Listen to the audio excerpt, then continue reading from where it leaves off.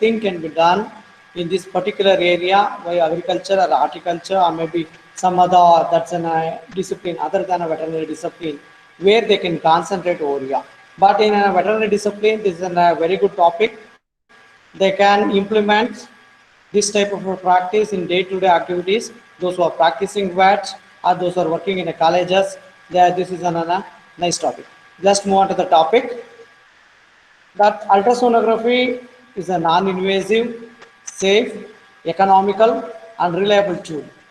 When compared to the X-ray, this is less stressful. When you're willing to go for a radiography, animal has to be casted, means animal has to be make it to lie down, then you need to take X-ray. But ultrasonography can be done in a standing position itself. Thereby, the stress to the animal can be reduced. And here in a radiography, we can take a standstill picture like your photography.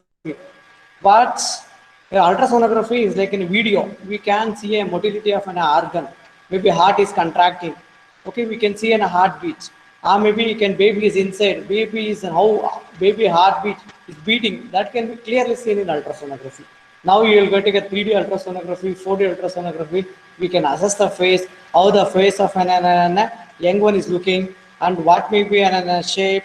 Everything can assess by an ultrasonography. It is also a very good tool to diagnose most of the diseases in both large and small animal. Earlier, we were using only in case of a small animal, but in a human being, this is a tremendous opportunity is there with ultrasonography. In small animal practice also, almost all colleges and also practice now, they're keeping in ultrasonography. But when you coming to the large animal, the use of ultrasonography is restricted to only the reproductive organs. Maybe assessing an ovary, assessing what about that's a pregnancy diagnosis by ultrasonography, only restricting there only in case of a large animal. Now I'm going to emphasize where all you can employ an ultrasonography in a large animal practice and how best we can utilize the machine and where are the project writing opportunity. There you can emphasize much more and you can write a project. Now, indications of ultrasonography in a large animal practice, we can diagnose a diaphragmatic hernia. That means herniation of a reticulum into the thoracic cavity, reticular adhesions, reticular abscess, peritonitis, pleuritis, pericarditis, any growth in a heart or a ventral hernias. These are all can be easily diagnosed by an ultrasonography. I told you earlier, you can see, we can do an ultrasonography. We can do an ultrasonography in a standing position. You can see a topmost picture. Then again in the down picture also, we are doing an ultrasonography in a crate. Okay, we are doing an ultrasonography in a standing position itself. It's a less stressful to the animal. Here, the most of the time, that's where a veterinarian is bit difficult to differentiate between a cyst, abscess, hernia, and tumor. In this condition, maybe you go for needle aspiration or maybe some other technique.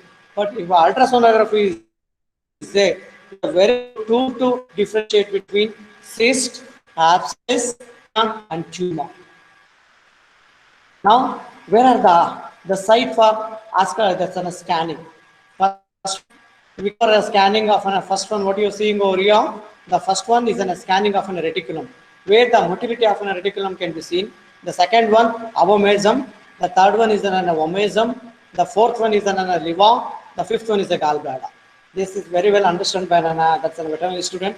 They know the anatomy of an animal, where we can go for a scanning of an animal. Again, on the left side, the first one is a spleen, the second one is a reticulum, third one is a heart, the fourth one is a kidney. These are the area you can keep a probe, you can go for a diagnosis of so many diseases concerned to the particular organ. You can able to see a video, that's a contraction you can see.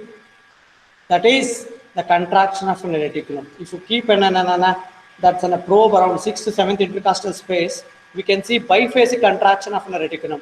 The biphasic contraction of a reticulum is what you are seeing on the photography is in a normal contraction of a reticulum.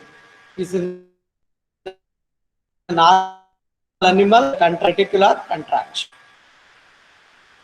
Yeah, sometimes you can see they kept it for 2 or 3 minutes, but there is no contraction. of an reticulum. You can see the white line. This white line is in a reticulum, but here there is no biphasic contraction. There is no, you can see a white line here. There is no biphasic contraction, stand still or just is moving like that. This type of anything can be seen in case of plastic impaction. This is the most common things you are getting in a veterinary practice. That is animal going to ingest in a plastic. It's a plastic impaction. Traumatic reticuloperitonitis. This is animal going to ingest in a swimming needle, any type of needle. It will go to the stomach, then it will go to the peritoneum, and then it will go to the heart. It will touch the heart. It may cause a pericarditis also or peritonitis also. Sometimes it may be due to the reticular abscess. Maybe you can say that's an abscess in a reticulum. Reticular adhesions, that's reticulum may be adhered to the diaphragm or some of the other organs, and diaphragmatic hernia and pericarditis. These are the conditions where the contraction of a reticulum will be reduced. The reticular contraction will be reduced. Here you can see one more slide. Here the reticular movement is reduced. You can see there's a major surgeon from Karnataka, Dr. Shivprakash, is taking out a plastic material from a rumen. Yeah, the agriculture people and also an horticulture people, they think about here. This is what you're seeing, a plastic at the bottom. This is a major threat of a death of an animal in a ruminant. Maybe after the marriages or maybe after the function, they'll throw the banana leaves with the plastic. Or maybe some people, they're going to keep a food material in a plastic, they'll throw it out. The cow, they'll roam around the city, they will come, they'll go to eat along with the plastic, they will take rice also. In this condition, the plastic is making a nuisance in a veterinary practice, where agriculture people, they'll think they can, where they can minimize the use of plastic. Maybe wherever it may be in case of any other different ways. The biodegradable, anything can be made alternatively in almost all the day-to-day activities. Thereby, we can save the life of an individual or maybe life of an animal if we reduce the use of plastic. That's, I can say, that's a tremendous death can be seen in case of cattle or maybe sheep and goat due to the plastic. There we can concentrate use of minimize use of plastic in your house also, where you're working also, or in the environment also. The people they can think that best can be employed how to reduce plastic usage, how to reduce an intake of plastic by an animal. This is an area is more trust is there, and also nowadays they are estimating an plastic content in the milk. Maybe if animal ingests plastic, some of the material they will go to the blood, they will be secreted in the milk. Some people they're taking in a milk sample, they're testing that's some plastic residues in a milk, or some people they're testing a plastic residues in a serum. Okay, this is a tremendous area is there where people can think about writing up in a project.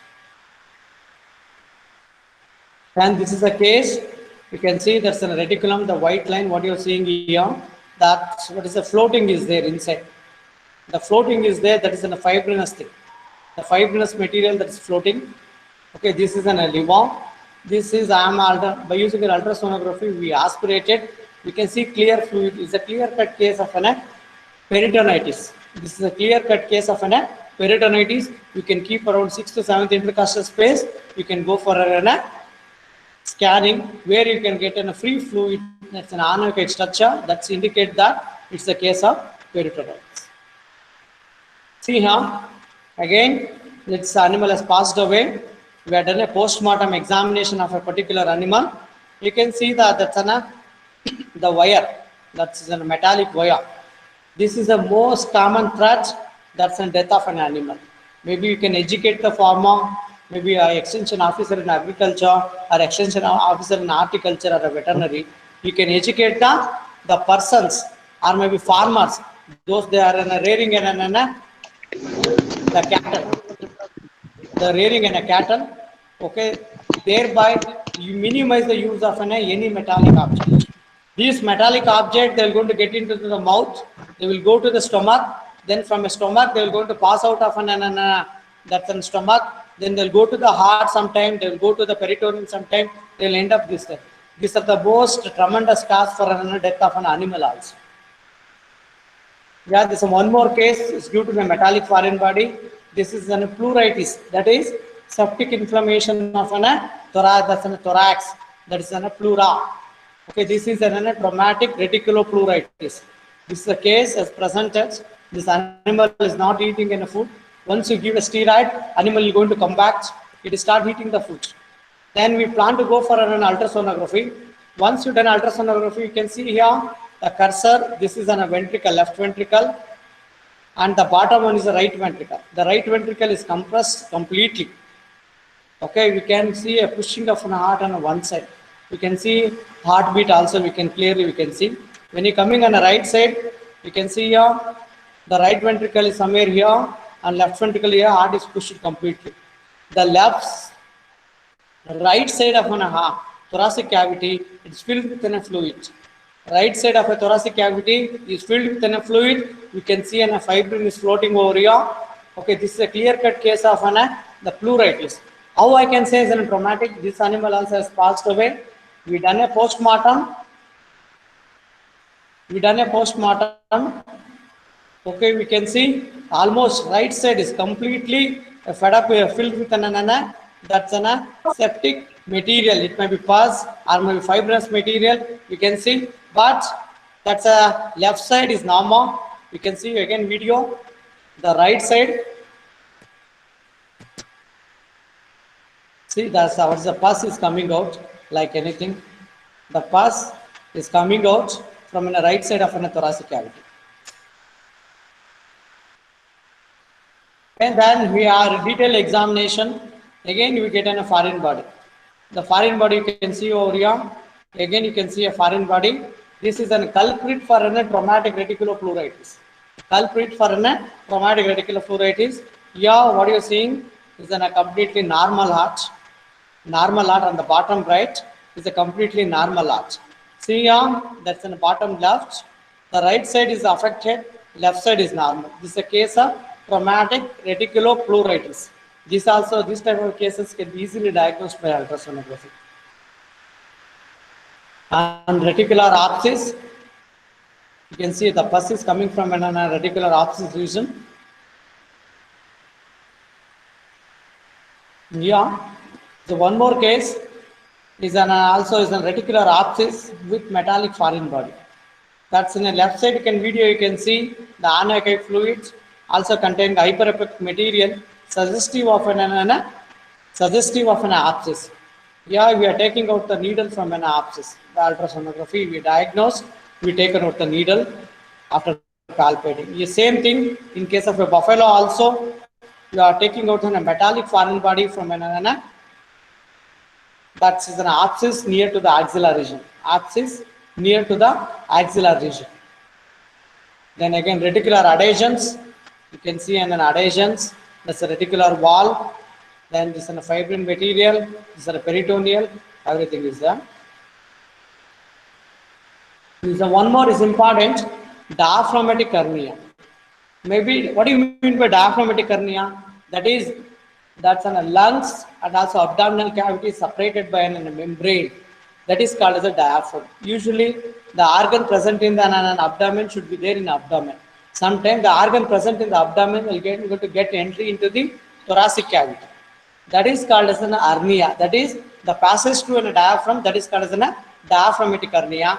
You can see the beating of the heart over here. You can see my cursor. The beating of a heart over here. And again, you can see my cursor is moving on the top. This is a reticular wall. Yeah, the heart and reticulum can be seen very close to each other. Usually, the reticulum will be scanned up to 6th intercostal space.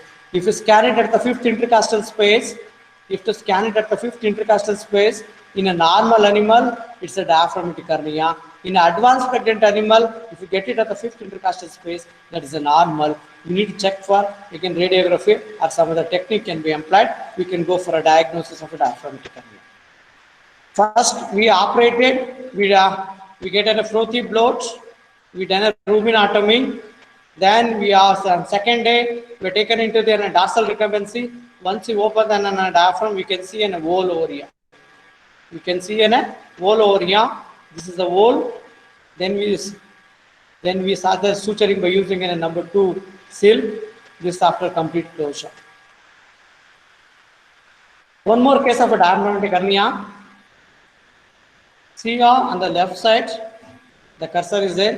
This is the left ventricle, where exactly my cursor is there now. Left ventricle, and this is on a right ventricle. And the bottom, the that's in a bright white line. What you are seeing? The bottom bright white line is an reticulum. Bright white line is a reticulum. This is a case of diaphragmatic hernia. Here we can see a reticular wall. Heart is contracting behind the reticulum. Heart is contracting behind the reticulum. See, then this we are planned to go for operation, but animal is passed away. You can see reticulum here, diaphragm is here, lung is here. Then we are pulling out the reticulum from an we are pulling out the reticulum from a diaphragm. We can see in a hole in case of a diaphragm. This is a clear-cut case of a diaphragmatic hernia. Clear-cut case of a diaphragmatic hernia. So one more common cause that can be diagnosed by ultrasonography, the pericarditis. What do you mean by pericarditis? Usually the heart will be covered by a thin layer membrane that will going to protect the heart from any sort of an external injury. That is a pericardium. Any inflammation in the pericardium, that is called as a pericarditis. This is the most common cause that is making the animal to die, especially in case of that's those who are rearing the cattle in industrial area or maybe sub-urbanized area. There, the metallic object will be taken by animal that will move from a reticulum to the heart. That leads to the pericarditis. You can see here, I'm showing ultrasonography. See a normal heart picture. But here you can see this is a left ventricle, this is a right ventricle, this is a fibrinous material on the top. What you are seeing, it is the fibrinous material on the top. Fibrinous material on the top. You can see here, this is a left ventricle, the bottom one is a right ventricle, and again this top is a moving fluid is moving now. That is the suppurative pericarditis cases. And we went to the ultrasound guided pericardiocentesis. Then we use the ultrasonography. Then we flash an 18 gauge needle. We can able to take out the fluid for the culturing and analysis, further analysis. Thereby we diagnose this is a case of pericarditis. This is a perfect case of a pericarditis. You can see we getting the fluid over there.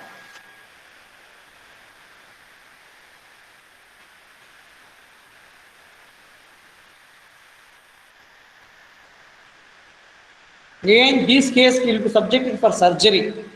Okay, that's the people that some of the people they know what do you mean by surgery, the veterinarians. Okay, here under general anesthesia, you open the fifth rib, we take out all the fluid present around the heart. That we are done in a pericardiotomy technique. In this case, we have performed a pericardiotomy technique. We taken out the fluid present in case of an pericardium. See, we have done an operation. This we can see after 10th day of an operation, we received an young one. You can see a female calf. We are not done an operation. Definitely the calf and also cattle both are died and 10 days before itself. You can see a heartbeat of a calf. When before surgery we have gone for a scanning of whether the calf is alive or not. You can see a heartbeat of a calf. In this surgery, we can save young one life. When you appropriately if you do a surgery, definitely we can save a young one life over here.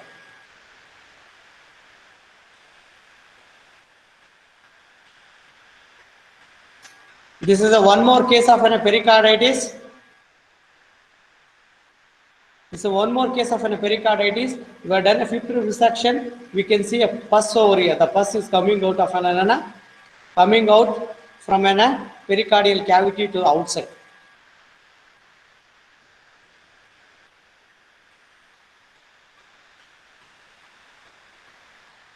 Yes, immediately after the operation, you can see animal is taking a feed and water, is coming to the normal. Okay, if we can use an ultrasonography for a diagnosis, then you can plan for an treatment.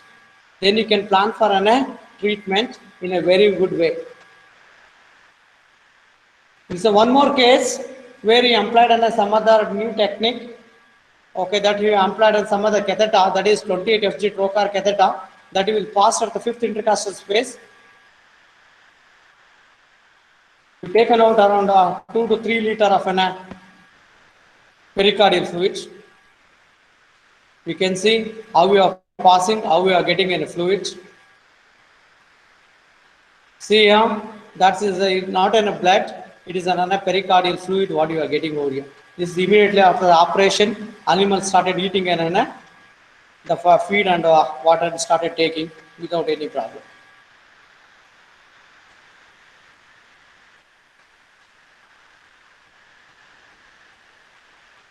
Again, it's one more case. Yeah, is an fibrous pericarditis.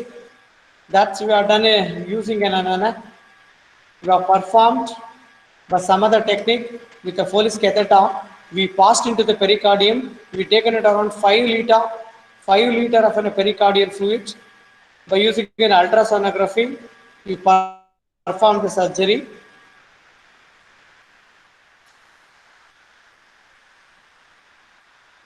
We performed the surgery. See here, animal still alive. It's given a two female calf. Owner is so happy. It's our technique is doing well, and we are diagnosing and we are treating in pericarditis cases in a day-to-day practice.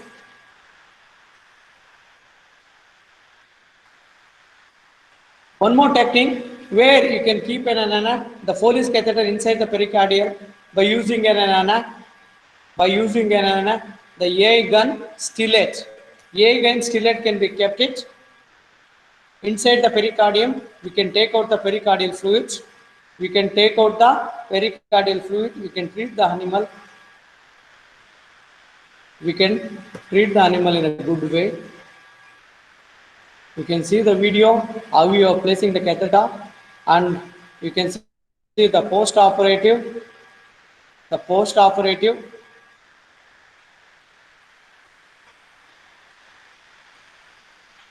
You can see the post-operative video. Animal is eating animal is eating the fodder without any problem.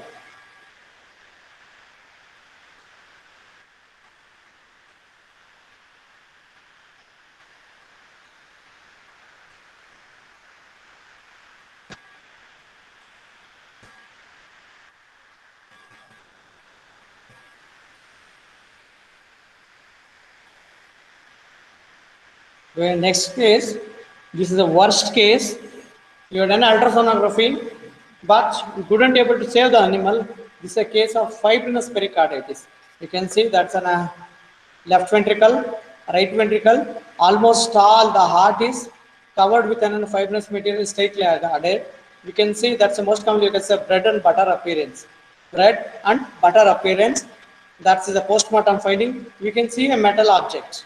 Yeah, the most common culprit for these type of cases, and why animals they are dying because of a metallic object, because of a plastic.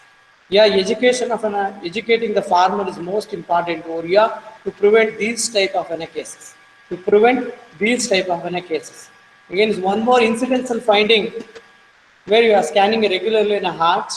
The animal is showing so many problems. It's predicting pericarditis.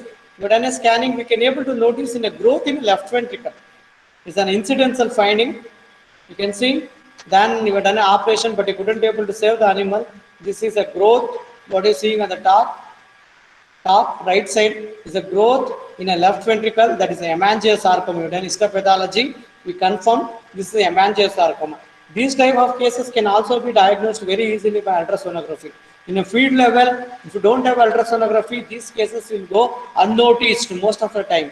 We will not able to diagnose. We are going to diagnose some other, and we will treat it for some other diseases.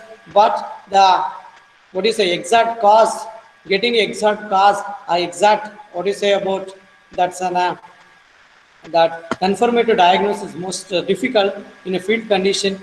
If you have ultrasonography, you can add up the things. We can diagnose most of the diseases of the field condition. These are some of the cases of an abscesses.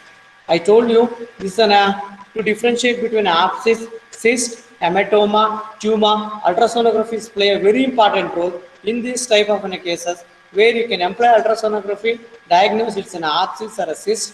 Based on that, we can treat it. That this can also be employed in small coughs. It's maybe going to get an umbilical abscess or an umbilical hernia. It may be due to the mismanagement or maybe improper management immediately after the birth, where the extension worker, they can educate the farmer, make sure that they should not get an ampulitis, that is inflammation of umbilical cut. Sometimes it may predispose for an umbilical abscess, or sometimes it may be predisposed for umbilical hernias. Okay, there ultrasonography can be employed, there can be used for a diagnosis. Yeah, diagnosis of a different types of a cyst. The clear cut anechoic area you can see at the center, that's indicating an cyst. Okay, these type of things can be diagnosed by an ultrasonography. This also is incidental finding. This ganglion cyst, the cyst is related to the nervous system. The most commonly going to see in case of a human being, I think is the first report has been reported in case of an Indian Veterinary Pathology Journal. Okay, the ganglion cyst. This incidental finding is concerned to the nervous system. Okay, these type of things also can be easily diagnosed by an ultrasonography. And one more, the tumors. Yeah, the tumor cells is most common in case of an animal, as like in case of a human being. Yeah, the differentiation of a tumor, differentiation of the tumor with other swelling, that play a very important role. Okay, here ultrasonography can be effectively employed for diagnosis of whether tumor or not, but confirmation of a tumor is based on histopathology or cytology can be employed. And this is also a squamous cell carcinoma. You can see natural appearance. Okay, this also is diagnosed. Then hernias, this is an umbilical hernia. This also it may be predisposed to improper management. Sometimes that's an umbilical abscess. It may predispose for an umbilical hernia. And these are some of the different types of an hernia. These are ventral hernia. You can see in the bottom. Okay, you can see a swelling again the right side at the bottom. Again, this is intercostal hernias, and again the hernias.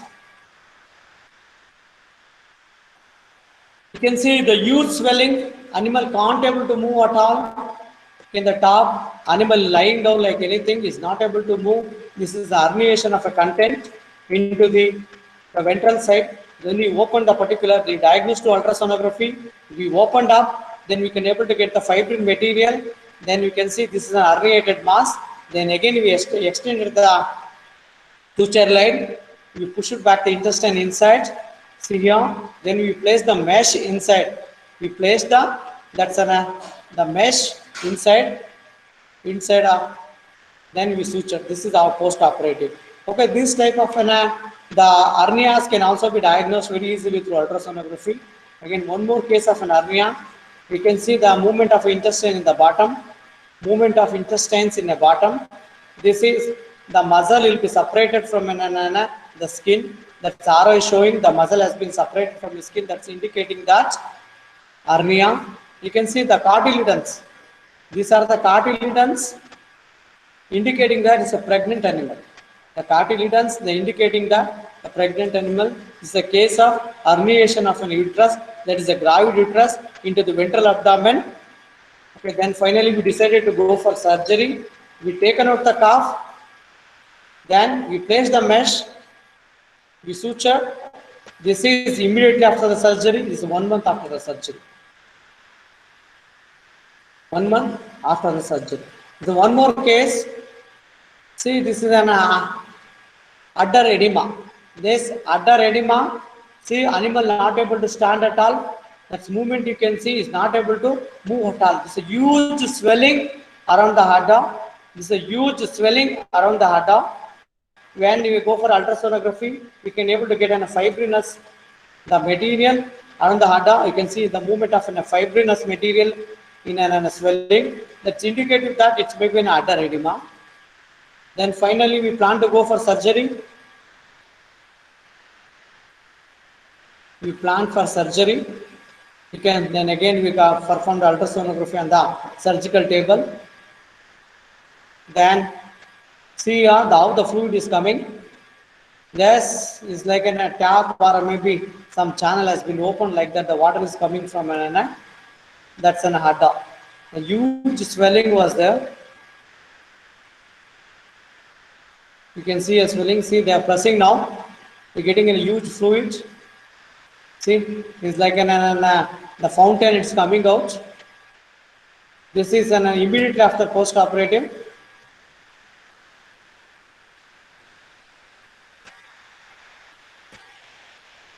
It's a post-operative immediately after the surgery.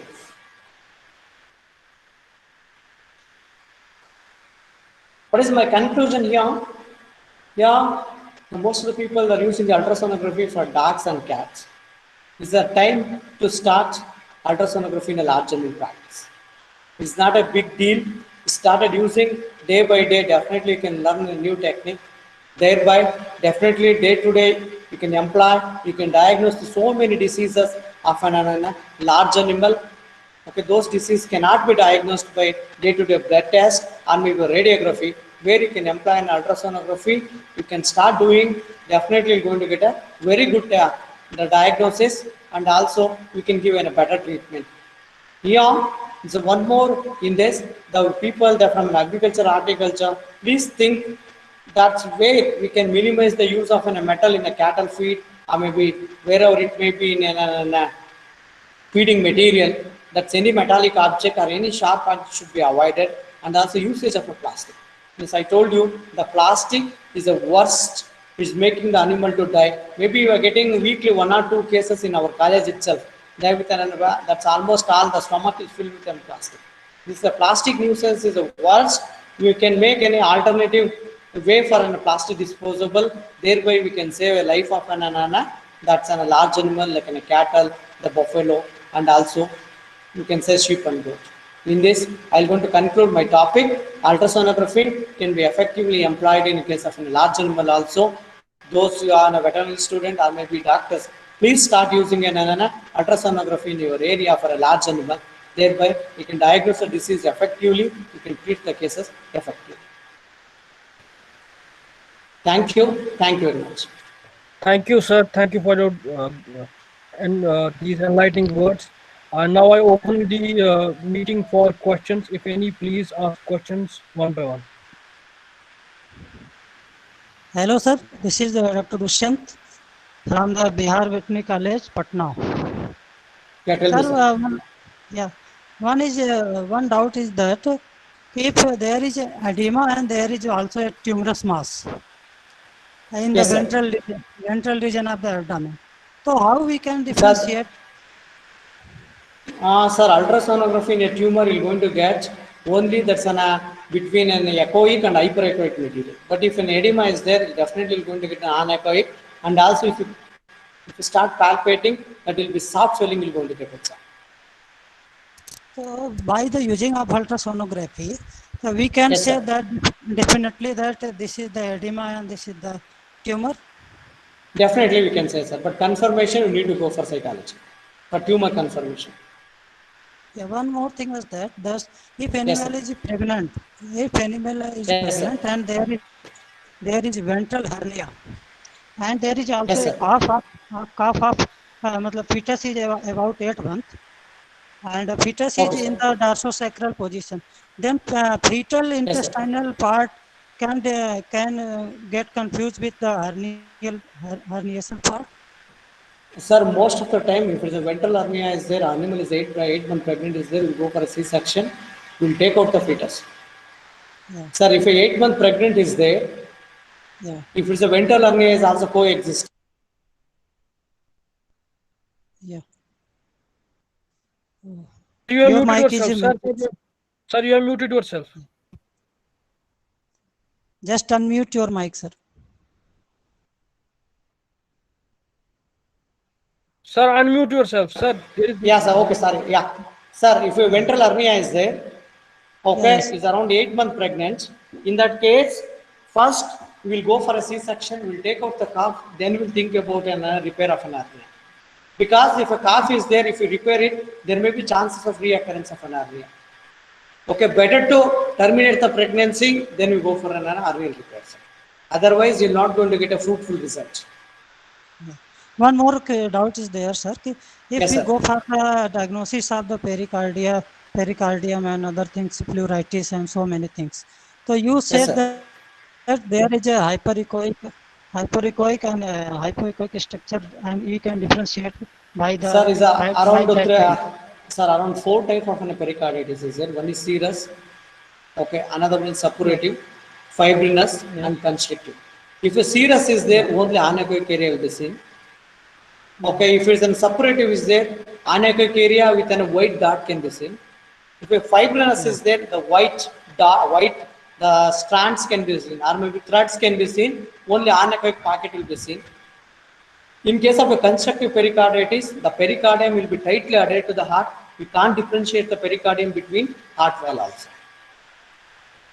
Yes, sir. But my doubt is that there is we can perform in the standing position, and animal movements is also there.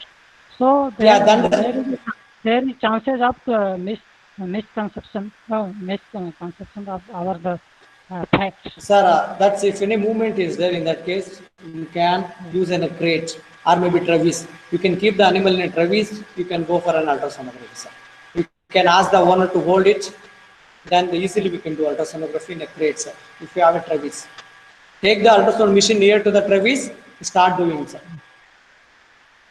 Okay, sir. In If the so normal much ferocious, if so much ferocious animal is there, you can go for a standing sedation. Standing sedation means animal will be standing, you're going to get a sedation. That's you're going to say XBK combination. XBK, that is means xylazine, butorphanol, ketamine. That is 0.02, 0.04, 0.06 milligram per kg body weight. If you give it, you calculate the body weight. If you give this type of a medicine, that is the XBK, the xylazine is around 0.02 milligram per kg body weight. The butorphanol is around 0.04 milligram per kg body weight, and ketamine is around 0.06 milligram per kg body weight. Animal will be standing. We can perform an ultrasonography without any problems. one more question is that, and that is last. Okay, Yes. we could able to diagnose 100% of the foreign body syndrome with the Sir, use of foreign ultrasound. body, that's a metal, cannot be diagnosed by ultrasonography. Any sort of a metal. The radiography is a gold standard for diagnosis of any metal object. Ultrasonography can only say the pericarditis is there or not. It can't say the traumatic pericarditis. If you conclude it's a traumatic pericarditis, supposed to go for radiography. Can color Doppler is a better option that Yeah, in the definitely, case? sir. If you have a color Doppler, you can use it. In color Doppler, any metallic object or bone diseases cannot be diagnosed by ultrasonography, sir.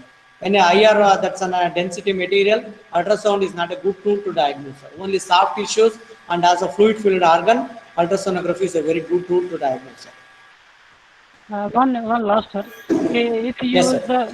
we use the 4D or 3D ultrasonography, so then Yes, sir.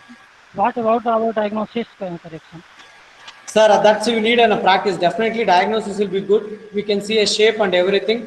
Definitely, diagnosis will be good, sir. It will be help We in the pericarditis and foreign body Definitely, syndrome. sir. How like you are that you see the womb in the female the Yeah, so what is say yeah. the baby in the female Complete, mother like complete that we pictures. can Yes. see a heart in a thoracic cavity, sir. Yeah. Nice talk, sir. Thank you very much. Thank you, sir. Thank you very much. Good afternoon, sir. Good afternoon, sir. Good afternoon, sir. Hello. Sir, tell me, sir. Good afternoon, sir. Actually, today your lecture is very compact and very informative, Thank you, and sir. there are so many information you have given us, like so many cases, and among Yes, sir. these, abscess, cyst, and tumor. In these three, how can we diagnose? How can we diagnose through USG? Please, if possible, so that those three slides again, and You only want to go for a present? You want? I want to go for presentation, sir. presentation, abscess, cyst, and tumor. How can we Yeah. define cell? I want to define cell diagnosis, sir. Actually, Yeah. Just through a minute, sir. USG, only USG. Yes. Okay, sir. Just a minute. I'm going.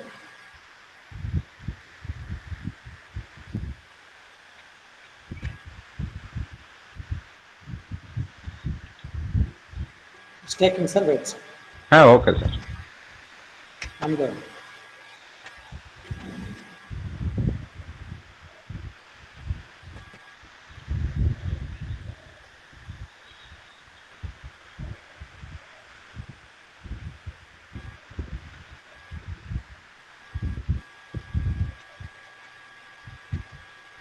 So you can see in the bottom, Yes.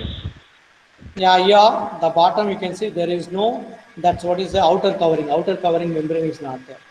The totally spread is there and hyperechoic area is there, and there is no boundary for this. There is no Okay.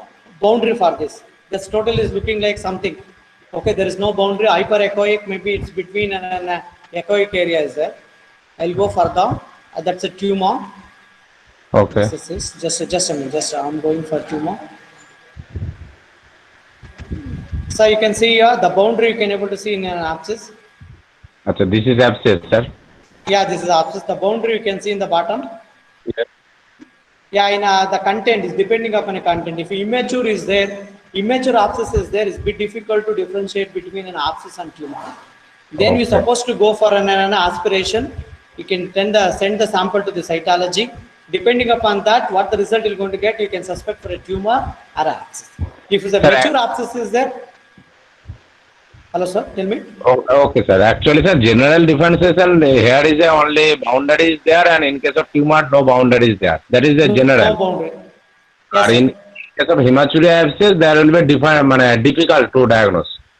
That you Yes, are sir. If immature abscess is there, it's difficult to diagnose between abscess and tumor. okay, sir. And another cyst.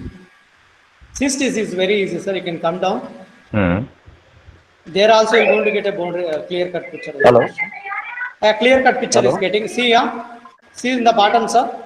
Yes. Here also boundary is there. It's an anechoic area. There is no nothing will be seen inside. Okay. Only Blackish area. Only, Blackish blackish area. Yeah, blackish area. Sir. Okay, sir. Sir, thank you, sir. Thank you, sir. Thank you very much. Sir. Hello, excuse me. Yeah, tell me, sir. Hello, Doctor. Yes, sir. Tell me, sir. Is there any criteria for identification of this is male and female fetus? How Sir, to I'm not sure. No, sir, I'm not sure, sir. I'm not sure. No. I'm not doing an rectal reproductive ultrasonography, sir, because gynecologist. Okay. I'm basically surgeon. I'm taking Yes, care sir, of an almost. There is a, sir, Okay. there is a ultrasonography. We can determine the sex also in the ultrasonography, and there is no legal boundaries for our sex determination in the field of the veterinary. We can also diagnose there is a male or female Yeah, yeah. by the using ultrasonography per rectal According examination. to rules of government. There is no any such rules for the veterinary ultrasonography. We are trying to Okay. get some rules. Sir, so one more the thing I'm going to add up. One more thing I'm willing to add up. One thing, when you keep willing to keep an ultrasonography in your institute, is supposed to take a permission from district health officer, and we supposed to send in a monthly report. You are not doing any scanning of a human being. You are not employing this machine to the any human scanning. This is the most important. If you start scanning any human, your machine will be seized. The machine will be taken back. You're supposed to use it for only animals. That is Regarding that, sir, we had write a letter to Dr. Balyan, sir, and he will try to make a rules, general guidelines for the veterinary field. So hope we can get in the coming months.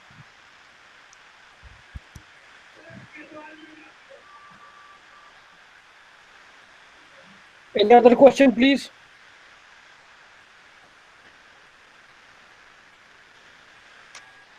Do we have any other question, please? Hello. I am, madam.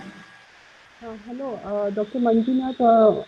One of my farmer is here and he was watching your presentation. So he has a question. So he will ask you in Hindi. Okay. Okay. Hello. Yeah, madam. Hello. Sir अपने यहाँ 4-5 गायें हैं तो गिल्ली ना करके कपड़ा अधिकांश खाती हैं, तो उसमें सर पाचन क्रिया ना होने के कारण उनका डेथ हो जाता है, तो सर उसका ऑपरेशन करने के अलावा और भी कुछ तरीका है सर उसको निकालने के लिए? मैडम एक बार इंग्लिश में कन्वर्ट करो. कुछ कैटल ने खा लिया ऐसा पता चला. I think he is talking about the cattle has taken cloth, eaten cloth. Okay. Kapda. Yeah. Okay. पता चला. He's saying if there is any possibility of other than surgical procedures? No, there is no other. Let it be. That's a cloth. Let it be in the stomach itself. It will not going to harm. It will be there in the stomach. If any further intake is there, if animal is not passing the motion, in animal is not at all taking any feed, then you think is much more important. Let it be like that. Cloth will be there in a rumen, because animal stomach is having that's an animal is having a 4 stomach. The largest stomach is a rumen. Rumen is going to store almost plastic. Everything will be there. The cloth will not be an harmful, but if a cloth it started moving from an reticulum to the intestine, then is an most dangerous. But most of the time it will not going to move. It will stay in the rumen itself. You'll inform the farmer. Need not to worry. Let it be in the rumen. If any problem is there, animal is not passing the motion. In that case, we need to contact the nearby veterinary officer. Thank you very much. Okay. Regarding this, sir, one small suggestion. Sometime it helps, sir. We can Yes, give sir. purgative. We can give purgative if there is no such a big mass. So little bit helps, but surgical procedure is ultimate option, sir. You are right. Okay, sir. Thank you. Very much. Any other question by the farmer, ma'am? No, sir. Thank you. Thank you. Thank you, ma'am. Any other question by the participants? I guess there are not any further questions, sir. Thank you. Thank you for this enlightening lecture. Hello. Yeah, Yeah, ma'am. please Sir, go I ahead. want to ask a question to speaker. Sir, Yeah, first ma'am. of all, I felt very amazed by this lecture. The pictures are very good and videos are also very good. See, I'm not a veterinary professional, but it made me curious when you talked about ganglionic cyst. So, Yeah, what is ma'am. the effect of that cyst on the nervous system of the animal? Please. Please, Ma'am, that's ma'am, please also explain your background so that the speaker would be able to better explain the answer. Educational background, I'm saying. Like, I guess you're from fisheries. Yes, yes. yeah, ma'am. That's usually nervous system, as you know, it's having a synopsis. That means one Yes. nerve it will be joined by another now. Where the Yes. synopsis is there, in that synopsis, the cyst will going to form. That is called as a ganglion cyst. That's Yes, due to yes. the nerve. That's maybe some problem. Usually, in the human being, we're going to get a different swelling on the body. Different parts you're going to get a small swelling. That's common as a ganglion cyst. This is an incidental finding. We are doing Okay. a regular that's what you say a cyst treatment, but accidentally send the sample to the pathologist. He Okay. has stained that, then he find and you're not getting any references in veterinary books. Then he Okay. started searching in human books. Accidentally, we find it. Animal is Okay. recovered back. Is doing well. No problem with the animal, but it's an incidental finding. Okay. Okay. Thank you. Okay. Thank you. Thank you. Is there any further questions?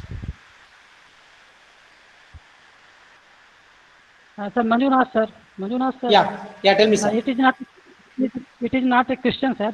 It is my humble request to you that please make a manual of your findings in your clinic, so we Yes, can sir. get benefited by that. Definitely, sir. I'll do that one, sir. Definitely. Yeah. Thank you, sir. Okay. Thank you, sir. Thank you very much.